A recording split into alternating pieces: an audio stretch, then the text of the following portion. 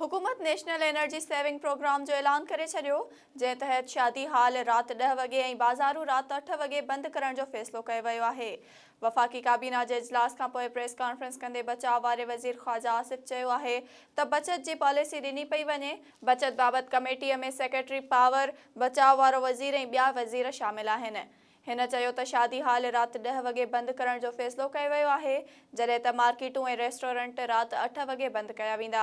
सॼी दुनिया में मार्केटूं शाम 6 वॻे बंदि थी वेंदियूं आहिनि, पर असांजे मुल्क में इहे राति 2 वॻे ताईं खुलियल रहंदियूं आहिनि। ख़्वाजा आसिफ चयो त 20% सरकारी मुलाज़िम घर मां कमु कंदा।